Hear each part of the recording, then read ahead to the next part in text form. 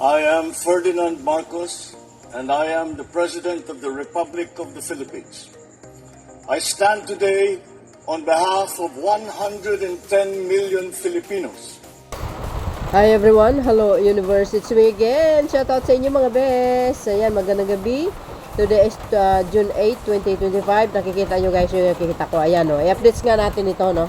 Oh, nako, grabe yung mga illegal alien sa bansa. Ang dami talaga guys. Grabe, grabe. Pero dahil sa Marcos administration, talaga naman nagtrabaho ng gusto. Bakit? Oh, ito, basahin po natin.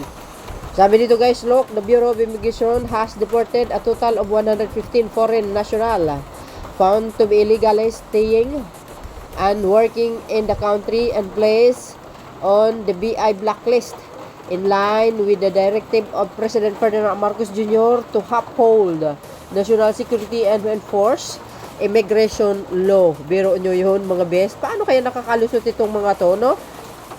Oh, ayan. 44 Vietnamese national were deported on June 3, 2026. June 3, 26. Ayan, Vietnamese and 12 Korean on June 4. Another 7 Vietnamese on June 5. And finally 25 Vietnamese and 1 Malaysia on June 6. Bakit kaya? Gusto nila mag-ano dito, no? Magtrabaho dito. Mga illegal, mga illegal aliens mga kababayan.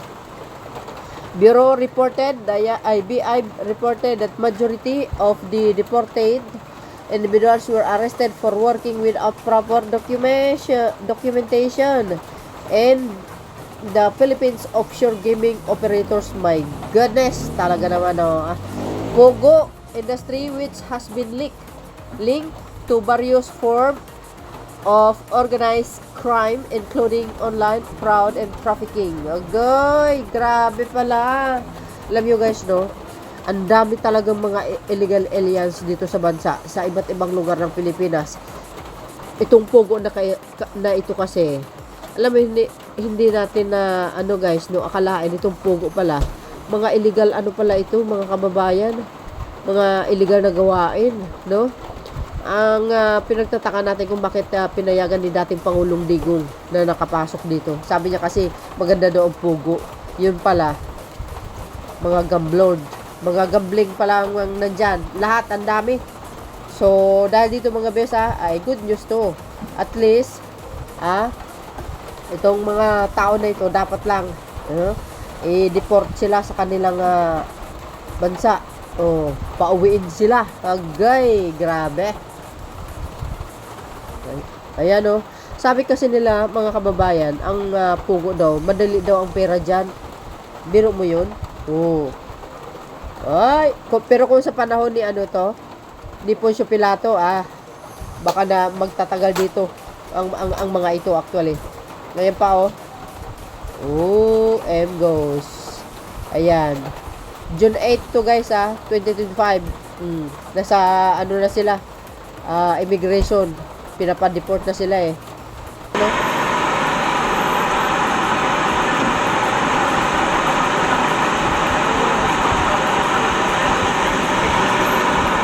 Nakita nyo yan mga kababayan. Agay, meron mo isang bus 115 kamo. Ang dami yan mga kababayan.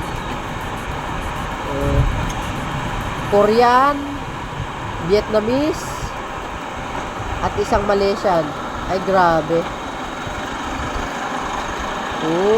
And goes, may babae pa talaga Bakit kayo mga kababayan, gusto nila magtrabaho dito, no? Madali kasi daw ang pera dyan sa Pogo.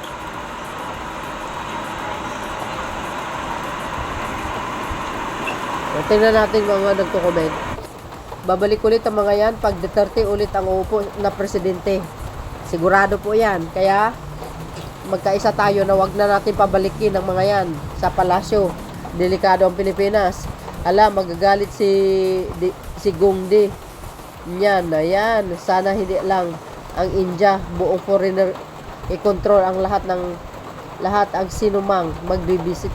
Sus, Maria Joseph, hindi naman masama dito na mag-stay. Basta kumpleto ang dokumento mo, walang problema Tapos na daw contract, sabi ni ma'am. Kaya uwi na, di wow. Wala na si Mang Kanor eh. Why no Indians doing business? 5-6 not paying tax. Big money lending. Ayan sabi. Some Pinoys want to go South Korea for work to get big money. Oo nga. Bakit kaya? Bakit itong mga ibang Koreano nandito sila para sa illegal na gawain? Oh, good job BI and powerful mandates of our PBBM. Tama. Siguro guys, kaya gusto nila dito dahil baka nahihirapan sila naghanap ng trabaho sa kanilang bansa. Eh dito mas madali. Kasi nga sa Pogo, madali ang trabaho diyan. Yan ang nag-umpisa kay Duterte Chinese Pogo. Sabi Pilipino ang makikinabang. Yun pala puro Chinese at yung mga criminal na foreigners dapat lang na ipasara lahat ng Pogo sa Pinas. Tama naman talaga. Dahil kay Digong, talamak ang mga gambling dito sa Pilipinas. Dahil nga yan sa Pogo, di ba? Pag Pinoy hindi nyo work, hindi makalabas ng bansa. Pag Pinoy hindi you work, hindi makalabas ng bansa, of course, kumpletong papel, isipin yun. Nakapasok sila dito, wala papel. Dahil lang sa illegal na gawain, pati dati pasok iba lahi. Totoo yan. Dahil nga sa madali ang pera dahil sa illegal ang gawain. Kaya, ayan. Di ba? Well. Saludo naman tayo sa Marcos administration, guys. Hinahalughog nilang buong Pilipinas para mahanap itong mga ito. Kaya, actually, hindi lang ito, guys. Marami na po ang napay-deport papunta, lalo sa mga Chinese. Ay, ang dami. Itong last 2024, ang dami kaya. So, yun guys, ang aking pinaka-latest updates. Maraming salamat sa inyong watching. See you again. Bye. And babuhos. God bless Philippines.